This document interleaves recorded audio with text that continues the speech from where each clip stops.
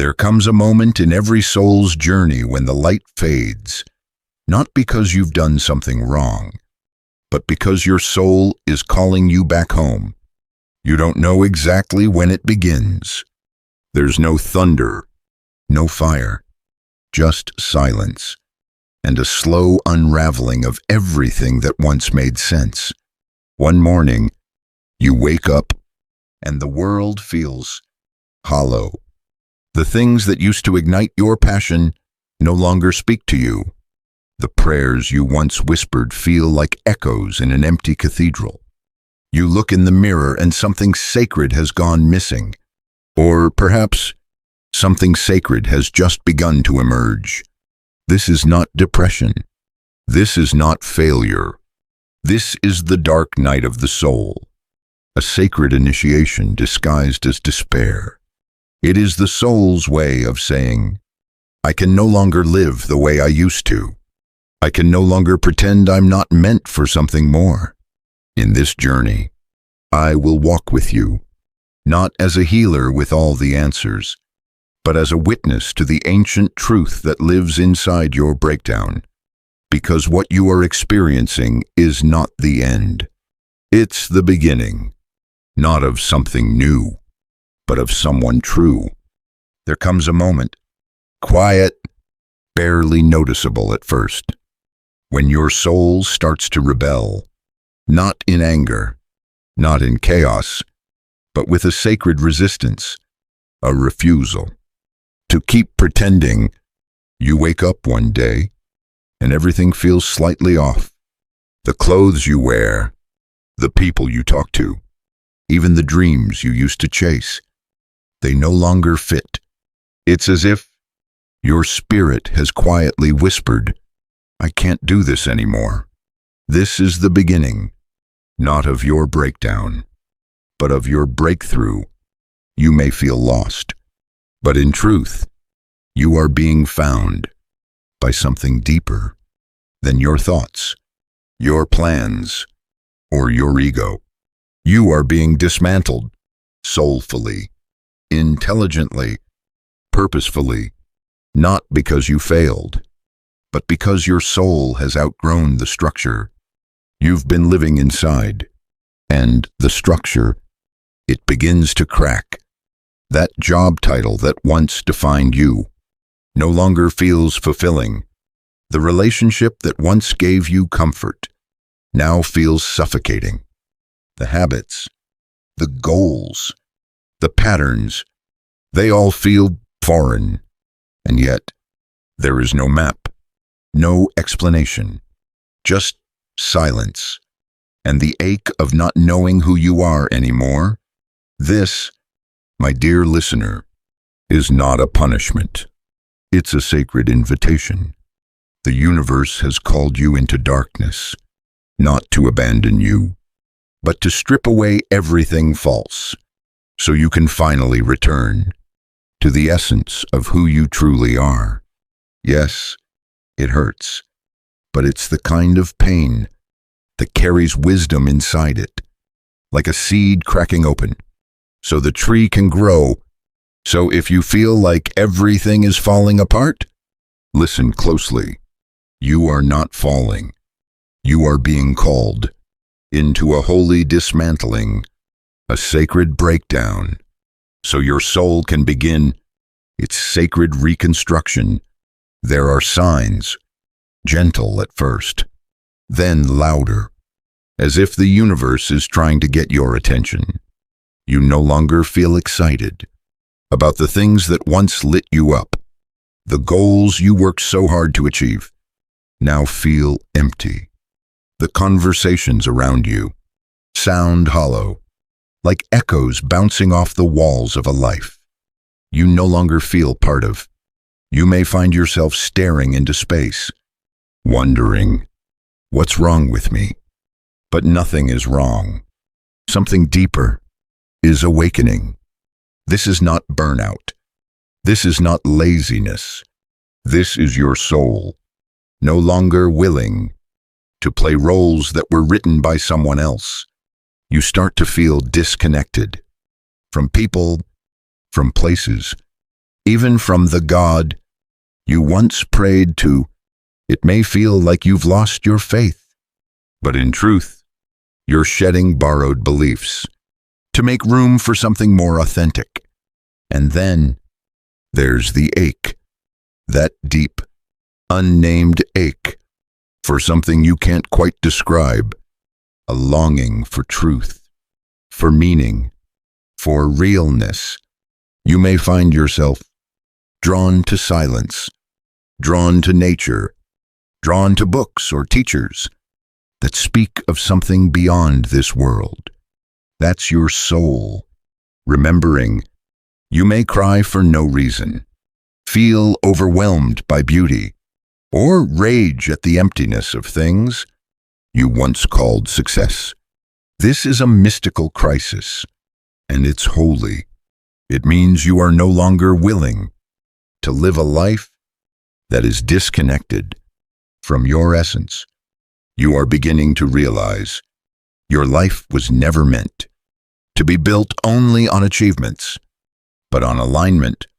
And so, the old begins to fall away. But don't be afraid. This falling away is the universe's way of clearing space for a version of you that is more true, more whole, and more awake than you've ever allowed yourself to be. You are not going crazy.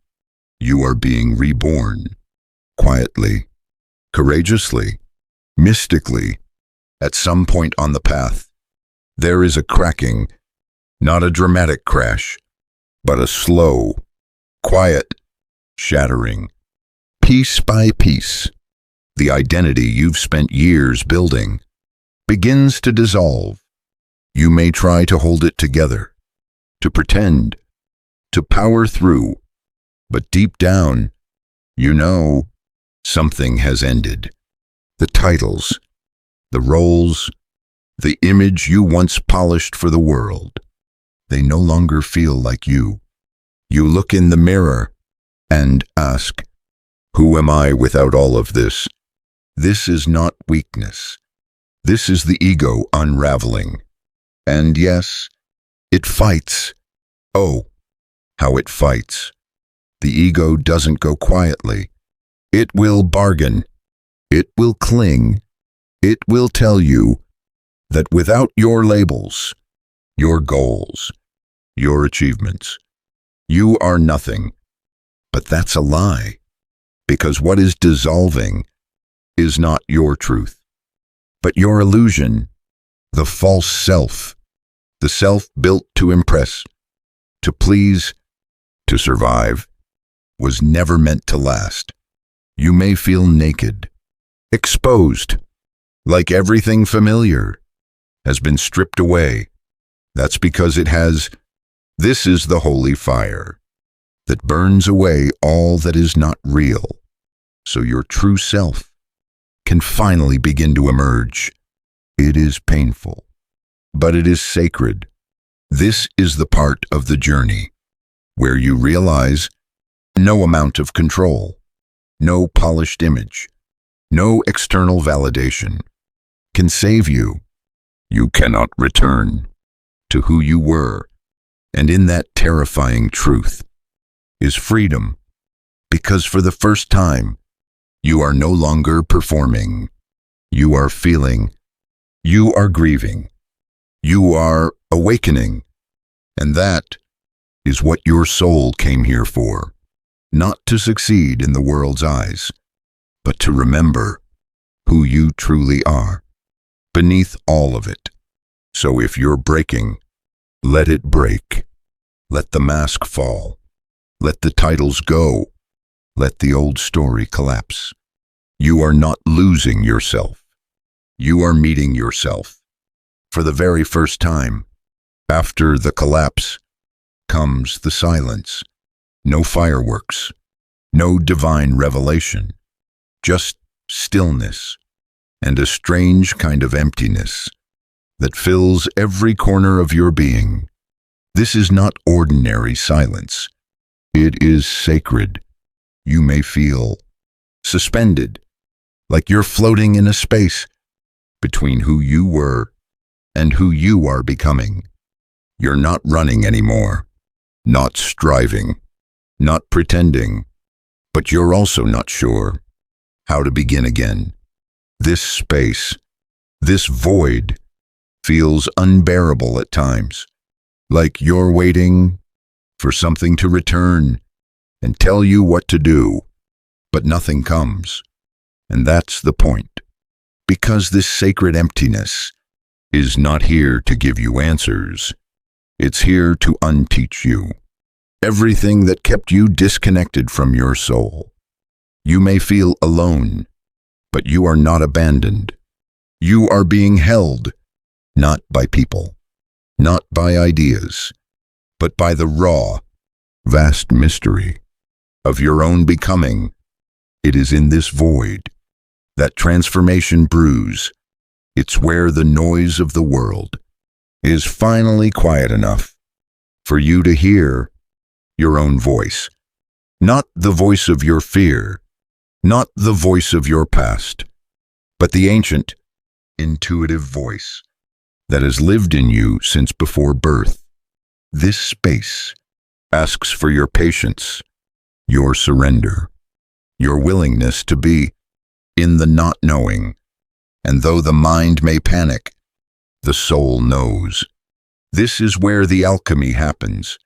This is where your identity melts down into something softer, truer, more fluid. You are not lost.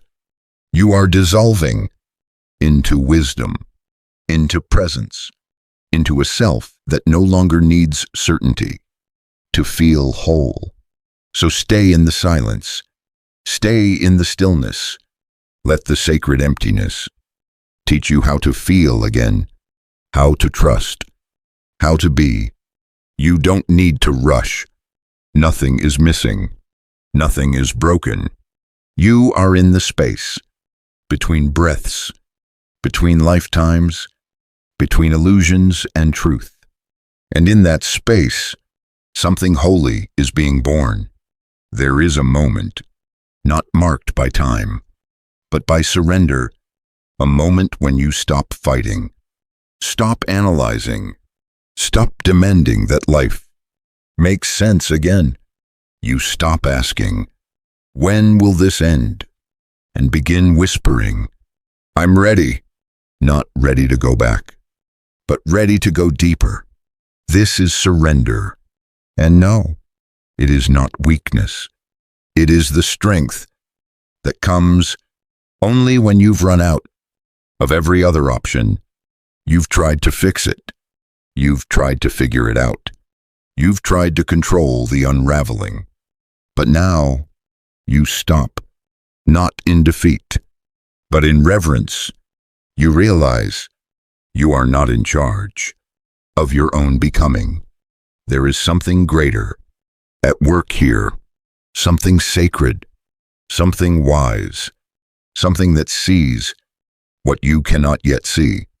And when you finally let go, grace arrives, quietly, gently, like warm light, seeping through the cracks of everything you thought had been lost. It doesn't fix you, it doesn't rescue you, but it holds you in a way you didn't know you needed to be held. It says, you don't have to know, you just have to trust. And in that space of trust, you begin to breathe again, not with certainty, but with peace. You begin to feel again, not with clarity, but with compassion. And slowly, your suffering transforms. The pain becomes a teacher. The emptiness becomes a sanctuary. And your soul, finally free from resistance, begins to rise. This is the turning point, not because something outside of you changed, but because you did. You allowed grace in. You stopped trying to escape the dark and let it become holy. You no longer ask, how do I get out? Instead, you ask, what is this darkness here to show me? And that is where everything begins to shift. Not back to who you were, but forward to who you were always meant to be. When you are walking through fire, you don't need a map. You need presence. You need tools that speak to the language of the soul. Not logic, not strategy, but rituals, practices, sacred anchors that hold your spirit when the world no longer does. Let me offer you a few. Silence, not the silence of avoidance, but the silence that listens, that waits, that allows the soul to speak in whispers only the heart can hear. Spend time each day doing nothing, not praying for answers, not forcing insight, just sitting, breathing, allowing. In that stillness, your higher guidance begins to stir. Writing, not to explain, but to release. Let your hand become the channel. For all that you cannot say out loud, write without censoring. Let the anger come, the grief, the longing, and underneath it all, you'll find your truth, buried like treasure, beneath the ash. Nature, walk barefoot on the earth, stand near water, sit beneath a tree, and let it teach you how to be still. Nature is not separate from your healing. It is your ally. The wind knows your grief. The trees hold your sorrow. The sky understands your silence. Let the natural world remind you, you are not broken. You are becoming. Your body, the body is a temple, but also an oracle. Your pain lives there, but so does your wisdom. Place your hands over your heart, over your gut, over the places that ache. Ask gently, what do you need? Then listen. Don't rush in to fix. Just honor the message. Intuition, not the loud kind, the subtle kind, the kind that comes in symbols, in dreams, in sudden feelings you can't explain. Keep a dream journal. Notice patterns, synchronicities, a feather, a name, a song that plays when you needed it most. These are not accidents. They are the language of your soul, guiding you through the dark, sacred spaces.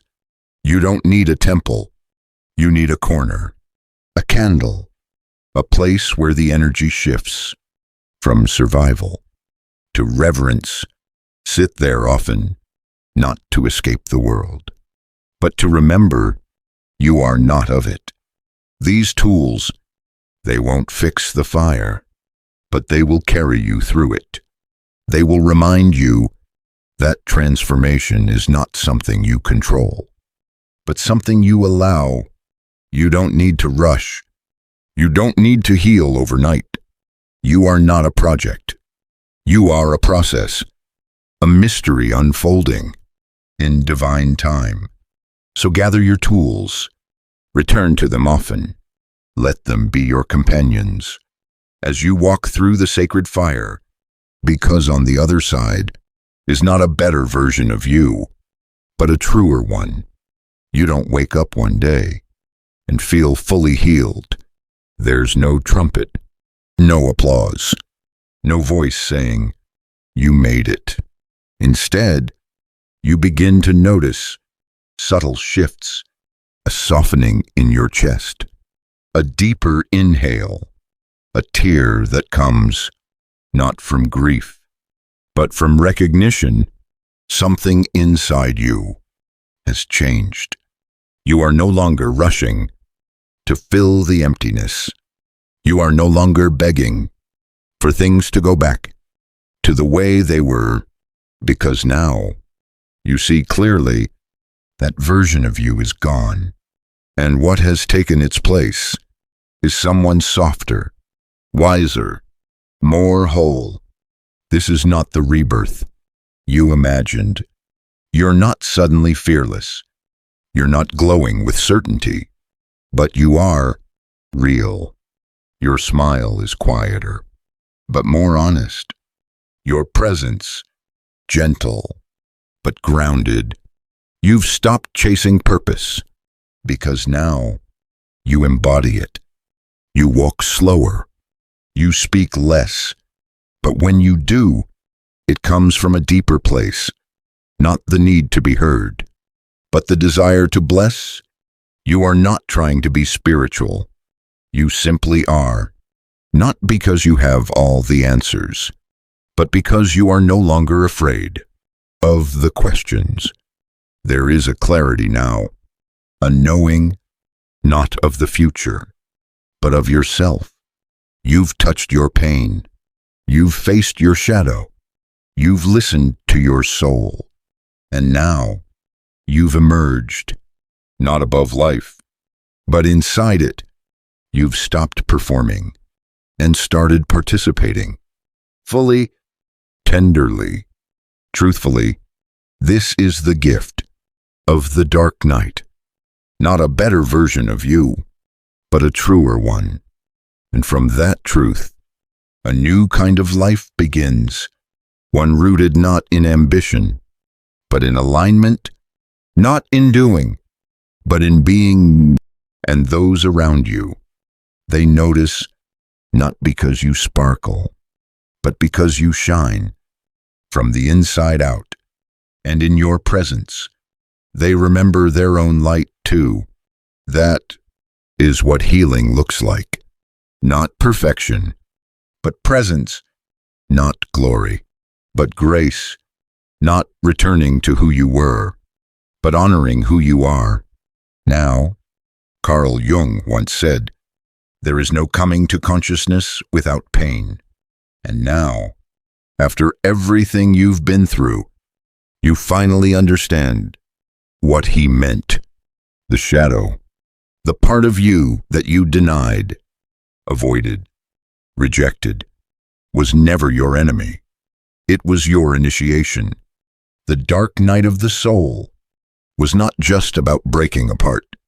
It was about meeting the pieces of yourself you were taught to fear, your anger, your grief, your jealousy, your shame. They were never meant to be banished. They were meant to be held, heard, transformed. Jung taught us that the path to wholeness is not through light alone, but through the integration of all that lives in shadow. Myss calls it sacred contract, a divine arrangement written before birth that leads you through the fire, not to punish you, but to wake you up. Because what lives in your shadow is not just darkness. It is power. It is truth. It is your deepest medicine. And now, you are no longer afraid to look. You've learned that the divine doesn't only speak in visions and miracles. It also speaks in discomfort, in heartbreak, in silence. You've learned that your soul will lead you into the night only when it trusts that you are ready to carry more light. You've walked the spiral path, fallen, risen, and returned to yourself with new eyes. Now, you understand. Wholeness is not about perfection. It's about integration. It's not about becoming someone else. It's about remembering who you already were. Beneath the masks, beneath the noise, beneath the story, your shadow has become your teacher. And in that sacred mirror, you now see not just who you are, but who you came here to be. If you've made it this far, know this: you are not who you were when this journey began. You have walked through shadow, sat with silence, held your own breaking heart, with trembling hands, and still you remained. That alone is a kind of miracle. Not the kind you shout about, but the kind you carry quietly in your chest, like a secret flame that no darkness could ever extinguish. You are not broken. You are becoming, and in that becoming, there is beauty, there is wisdom, there is grace. So tonight, as you close your eyes, let your soul rest. Let it know you are listening now. You are trusting. You are ready. You don't need to understand it all. You just need to stay open. Open to mystery, to softness, to the quiet rebirth that happens, not with noise, but with presence. And when the next dark night comes, as it may, you'll know you are not alone in the dark. You are being guided by something ancient and loving and sacred. Until we meet again on this path, in this life, or some life beyond, may your silence be full of light. May your shadow feel safe in your arms. And may your soul always remember the way back home. I'll see you again on the other side of the dark.